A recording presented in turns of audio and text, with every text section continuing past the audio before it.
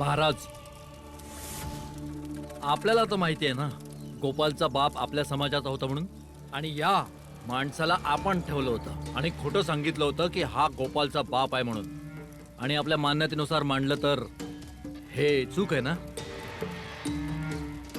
अशाने तर याला कधीच मोक्ष नाही मिळणार. आता आपण हे सगळं नाही बोलू शकत, नाहीतर इथे एक नवीन वाद सुरू होईल.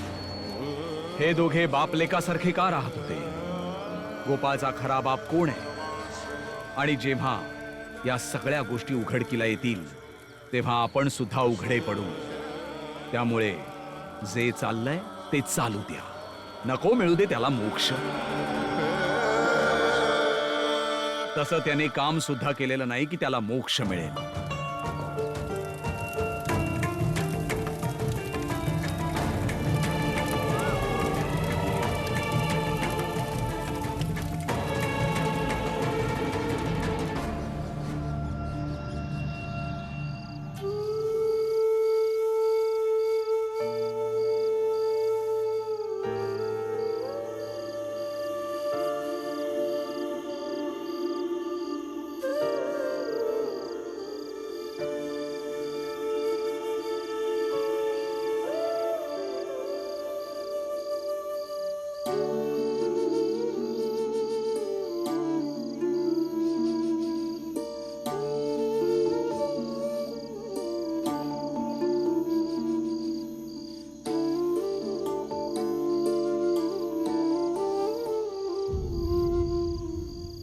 भिंबाळा, बुद्धाची ही पण शिकवण होती की शत्रूसाठी दया याचना ठेवा.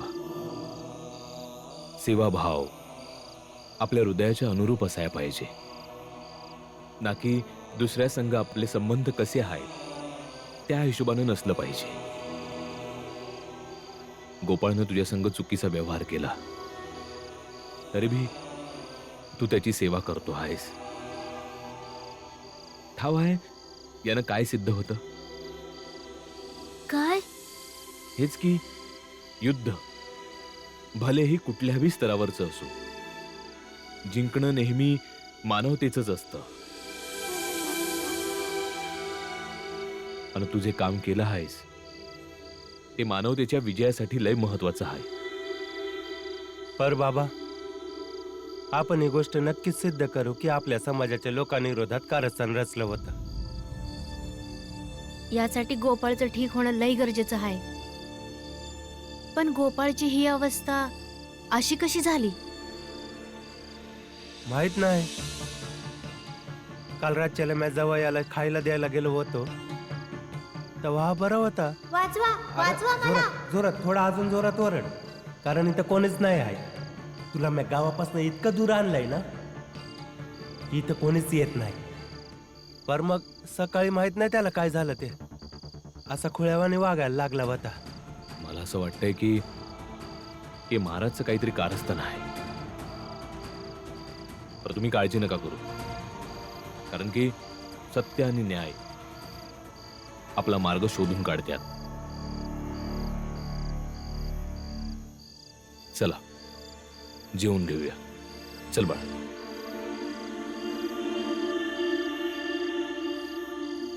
आई,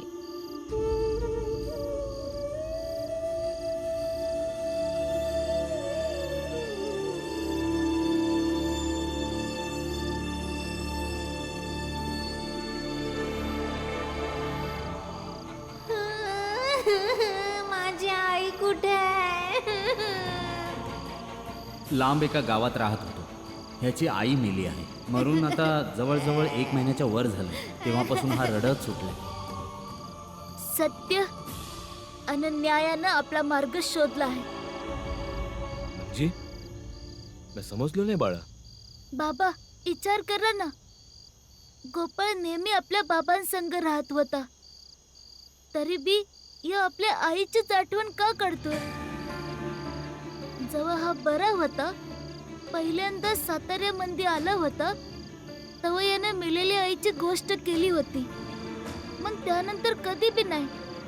आणि गोपाळचे बाबा बी आपल्या मेलेल्या बायकोबद्दल कधीच काय बोलले नाही.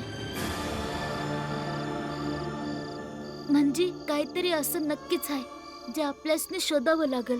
वय भीम, असं बी होऊ शकतं की याची आई मेलीच नसल. कारण याला भीमच्या विरोधात इथं लढण्यासाठी आणलं होतं. समान परिस्थिती दाखवण्यासाठी यानं समजासने सांगितलं असेल की याची आई मेली आहे. असू शकतं. म्हणजे ही समधी सोडवू शकते ती गोपाळची आईच. किती हाय का नाही हाय, अन जर ती हाय तर मग कुठं हाय?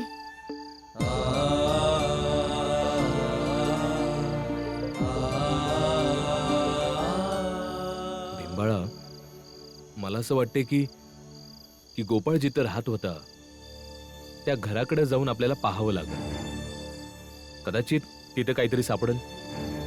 तुमचं म्हणणं बरोबर आहे बाबा, हेच बरोबर आहे. चला. चल.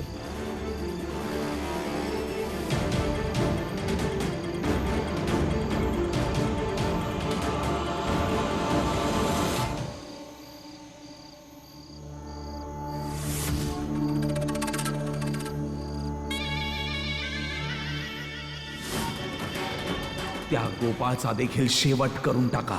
जेव्हा घोडे शर्यतीच्या लायकीचे राहत नाहीत तेव्हा त्यांनाही मारून टाकलं जातं.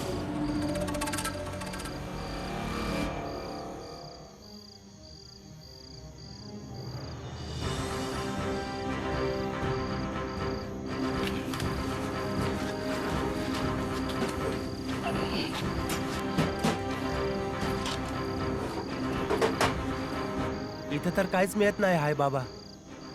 नीट शोधूया, सापडेल बघा.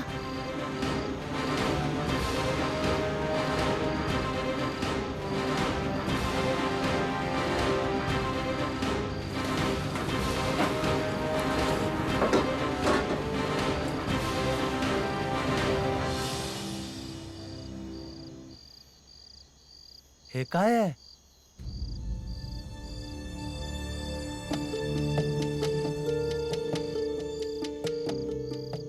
हे एखादं धार्मिक पुस्तक असू शकतं. ही बाबा, ही उघडून बघूया. नाही बाळा, त्यांच्या मान्यतेच्या हिशोबानं त्यांच्या धार्मिक ग्रंथाला स्पर्श करणं चुकीचं आहे. मग आपण का शिवायचं? आणि ते बी तवा जेव्हा घरात कोणी बी नाही. चूक आहे ना? पण बाबा, मला असं वाटतं का धर्मग्रंथ असता तर त्याची वेगळी जागा असती.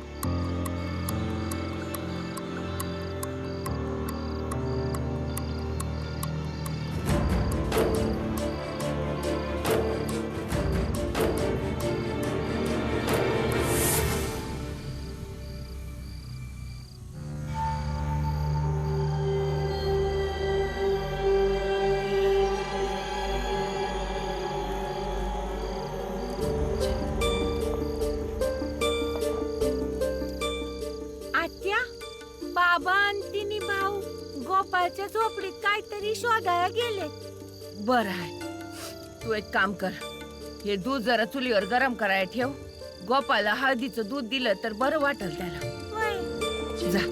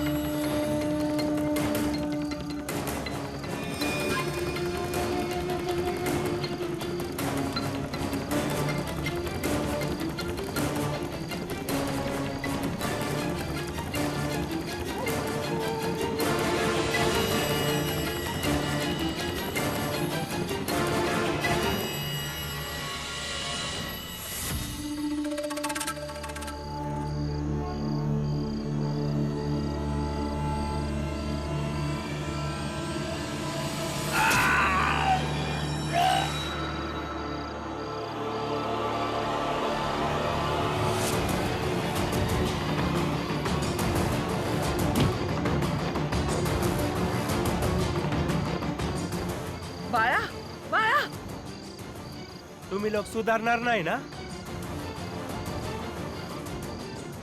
बाळा तू बरोबर नाही करतेस, सोड मला. हा इथं काय करतोय? गोपाला मारायला आला होता हा. म्हणजे जेव्हा कुणाला तरी मारायचं असतं तेव्हा स्पृश्यांच्या घरात घुसायला लाज नाही वाटत ना तुम्हासनी? शुद्धीकरण करून घेतील. हेच तर थोतांड आहे यांचं. आणि तुमच्या अशा वागण्यानं आमचा संशय आणखीनच वाढला आहे का हे तुमच्या सर्वांचंच कारस्थान आहे. जाऊन महाराजाला सांगा का गोपाळला मारण्याचा विचार सोडा, कारण भीमरावच्या घरात कोणी येईल आणि घरातल्या कोणाचा जीव घेईल असं होणारच नाही. आणि राहिला प्रश्न तुमच्या गुन्ह्याचा, तर जेव्हा गोपाळ बरा होईल ना तेव्हा तुम्हाला तुमच्या गुन्ह्याची शिक्षा मिळेल. जर म्या मनात आणलं तर आताच्या आता इथं तुझा खेळ खाल्लाच करेन. पण माझा भाऊ भीमराव, त्याचा न्यायावर विश्वास आहे. तो फक्त तुझाच नाही, तुम्हा समद्यांचा न्याय करेल.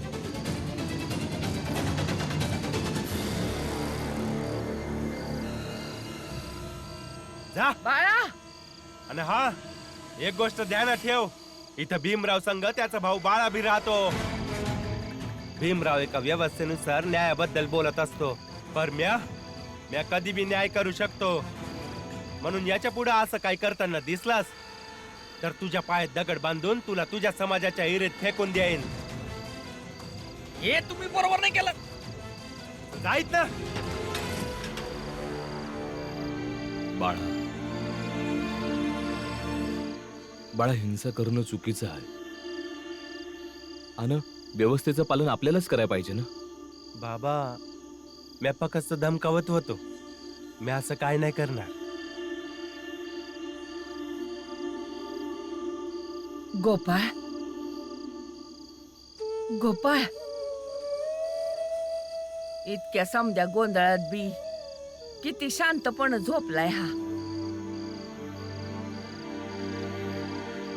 हाय तर भीमासारखाच लहान गाणं व या स्पृश्य समाजवाल्यांनी आपल्या कारस्थानाचा भाग बनवून याला किती त्रास दिला असेल ना. मग आता त्या समद्यांपासून लांब झालाय तवा कुठं शांतपणे झोपू शकलाय. तुळसा, जा दूध घेऊन ये. वय आत्या.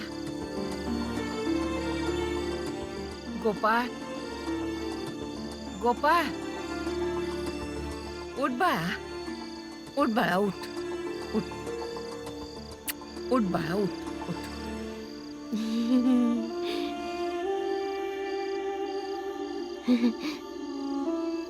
घे दूध पिऊन घे. गोपाळ कोण आहे? मी आहे. तुम्ही कोण आहात? बाळा, मी बी तुझ्या आईसारखीच आहे. लहानपणी तुझी आई तुला दूध पाजायची ना, तसंच माझ्या हातनं बी आता दूध पी. घे.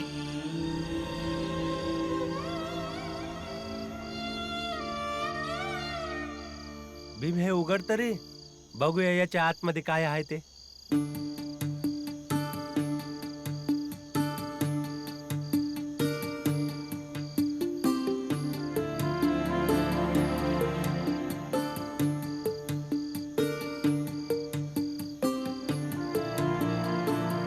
हे तर 2 पत्र आहेत.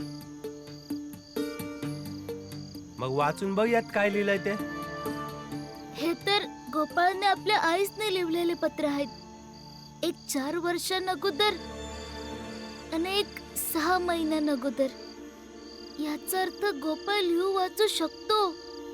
भीम, लवकर वाच की. बघ ह्याच्यात काय लिहिलंय. आई, मी आता गृहस्थ जीवन सोडून संन्याशी बनलो आहे. तुझी आठवण नेहमी येते, पण लय समदे प्रश्न आहेत जे माझ्या आणि तुझ्या मंदी उभे राहिले आहेत. का बाबा घर सोडून का गेले? का ते बी संन्याशी बनले होते का? का आपल्या दोघांनी असंच घरी सोडून निघून गेले?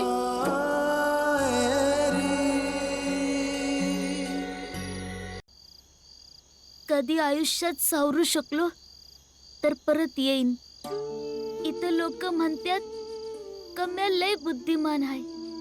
माझ्याकडे तर प्रत्येक प्रश्नाचं उत्तर आहे, पण या प्रश्नाचं उत्तर मिळालं नाही आहे. का जर एखाद्यानं आपलं घरगुती आयुष्य सोडून संन्यास घेतला तर त्यासनी आपल्या आईची आणि घरची आठवण येत असेल तर त्यानं काय करावं? मग असं बी वाटतं का एखादा जर आपल्या बायकोसनी आणि पोरसनी सोडून निघून गेला तर त्यासनी आपल्या घराची आठवण येत नाही का? जशी मला आठवण येते, मला असं वाटतं आई का बापासनी बी आपली आठवण येत असेल आणि त्यासनी स्वतःसनी थांबवणं लय अवघड जात असेल.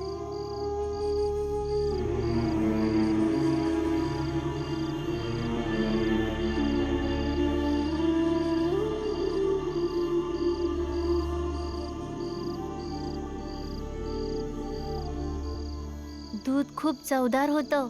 अजून एक पेला द्या ना. वय लगेच देती. तुळसा पेला भर अजून आणजा. वय आत्या.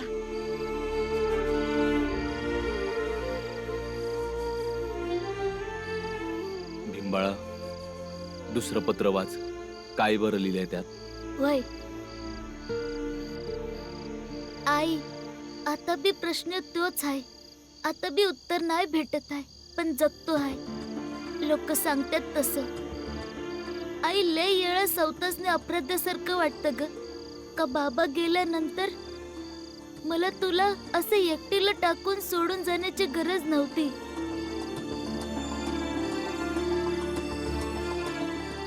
मग बाबांमध्ये आणि माझ्यात काय फरक राहिला? मग विचार करतो का आता लय वरीस झाले आहेत.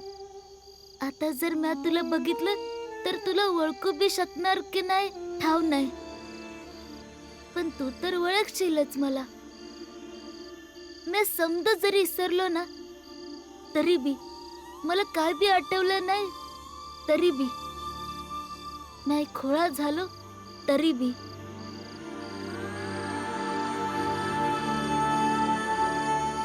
कारण तू एक आई आहेस.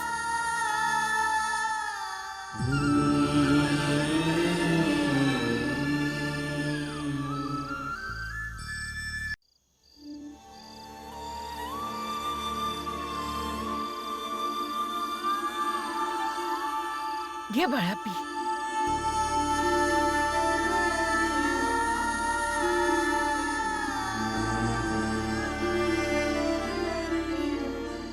आई, नागडा गावामोर जे नवसाचं झाड आहे ना, तू तिकडं आता बी दिवा लावत असणार ना.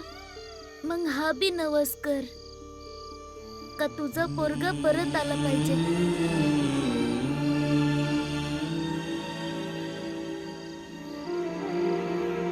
पर हे लोक तर बाप लेकावानीच राहत होते. कोण बाबा आणि मुलगा?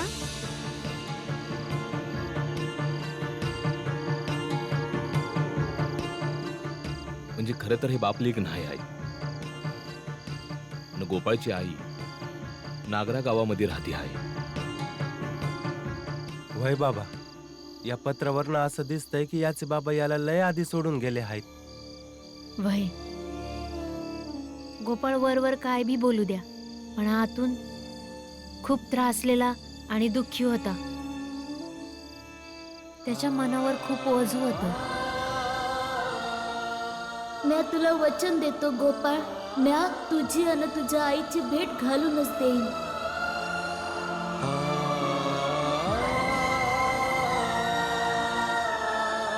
तू किती आगाव आहेस, मला दूध पण पिऊन देत नाहीस.